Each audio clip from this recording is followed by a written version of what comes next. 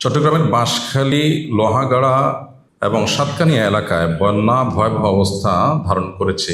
ইতিমধ্যে আমাদের টিম বন্যা দুর্গত এলাকায় উদ্দেশ্যে চলে গেছে এবং সেখানে পাহাড়ি ঢলের কারণে, অতিবৃষ্টির কারণে মানুষের জনজীবন বিপর্যস্ত, প্রচন্ড রকমের বন্যা পরিস্থিতি সেখানে তৈরি হয়েছে। আমি উদাত্ত আহ্বান করব সে সমস্ত এলাকার মানুষদের প্রতি, এই সময়টাতে, বন্যার শুরুর সময়টাতে মূলত দরকার হলো আশপাশের মানুষের সহযোগিতা। দূরের মানুষ গিয়ে যতটা সহযোগিতা করতে পারে, বন্যার শুরুতে মূলত কাছের মানুষের সবচেয়ে বেশি সহায়তা করতে পারে। ধরুন একটা পরিবার, তাদেরকে উদ্ধার করা দরকার, তাদের ধান চালগুলো ডুবে যাচ্ছে, কারোর বিল্ডিং আছে, তার উচিত হলো তার বিল্ডিং এ স্থান দেওয়া, তার ছাদে স্থান দেওয়া। এই সময়টাতে আমাদের মানবিক হতে হবে।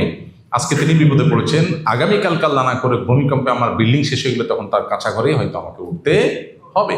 এজন্য আল্লাহকে সন্তুষ্ট করার জন্য এই সুযোগকে কাজে লাগানো, এটা স্কোপ বান্দাকে সেবা দেওয়ার জন্য, দিয়ে আল্লাহকে খুশি করার জন্য। এজন্য আমি উদাত্ত আহ্বান করব, এই সমস্ত দুর্গত এলাকাগুলোতে, বাঁশখালী, সাতকানিয়া, লোহাগাড়া, যে সমস্ত এলাকাগুলো প্লাবিত হয়ে গেছে, ঘরবাড়ি ডুবে গেছে, যাদের সামর্থ্য আছে, যাদের বড় দালান কোঠা আছে, তারা অন্যদেরকে, আশপাশের প্রতিবেশীদেরকে সকল প্রকার ভেদাভেদ ভুলে গিয়ে, এমনকি হিন্দু মুসলিম নির্বিশেষে প্রত্যেকটা মানুষকে আশ্রয় দিবেন এবং সবাইকে বেঁচে থাকতে সাহায্য করবেন। এটা হলো স্থানীয়দের সবচেয়ে বড় কাজ এবং এই মুহূর্তে তাদের কাজটা সবচেয়ে বেশি জরুরি। আমরা দূর থেকে গিয়ে যতটা করতে পারবো তারা আরো বেশি করতে পারবে। অনেকে স্বার্থপরের মতো, আমি আমার ফ্যামিলি ভালো আছি, বা দরজা বন্ধ করে দেয়, বাকি সব দুনিয়া ডুবে যাক, আমার কিছু করার নেই, এই মানসিকতা, স্বার্থপরের মতো মানসিকতা একজন ইমানদার লালন করতে পারে না। এই টাইমটাতে আমরা সবাই সবার পাশে দাঁড়াবো, আর আশপাশের লোকেরা যার যার স্বার্থ অনুযায়ী, আমার বাসায় খাবার আছে বা আমার আশপাশে আছি, তো আমি তাদের জন্য খাবার নিয়ে ছুটে যাবো। কারণ দূর থেকে মানুষ যাবে, তারা কাজ করবে, সময় লেগে যাবে। হাসানা ফাউন্ডেশন আলহামদুলিল্লাহ প্রতিবারই, বন্যা হোক, অন্য যে কোনো দুর্যোগ আসুক না কেন, সেগুলোতে কাজ করে।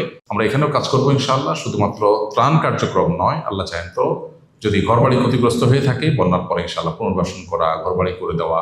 মানুষ তো সাধারণত আপনার চিড়ামুড়ি এটা সেটা দিয়ে চলে আসে, আসন্না ফাউন্ডেশন সেটা করে না, বরং আসন্না ফাউন্ডেশন শেষ মুহূর্ত পর্যন্ত কাজ করে। আমরা ইনশাআল্লাহ শুধু ত্রাণ না, ত্রাণের চাইতে বেশি ইনশাআল্লাহ পুনর্বাসন কার্যক্রম করবো। ত্রাণ তো করবোই, ত্রাণ কার্যক্রম তো চলবেই।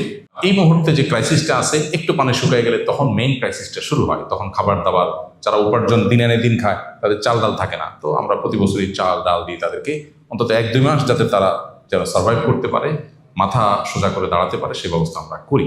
তো ইনশাআল্লাহ সাময়িক ত্রাণ কার্যক্রম, তারপরে পার্মানেন্ট ত্রাণ কার্যক্রম এবং পুনর্বাসন কার্যক্রম, তিনটে আমরা করবো ইনশাআল্লাহ সাধ্য অনুযায়ী। ইতিমধ্যে আমাদের টিম দুর্গত এলাকার উদ্দেশ্যে রওনা হয়ে গেছে। আল্লাহ তাআলা দুর্গত ভাইদের দুর্গতি দূর করে দিন, তাদের কষ্ট আল্লাহ তাআলা রাখুন।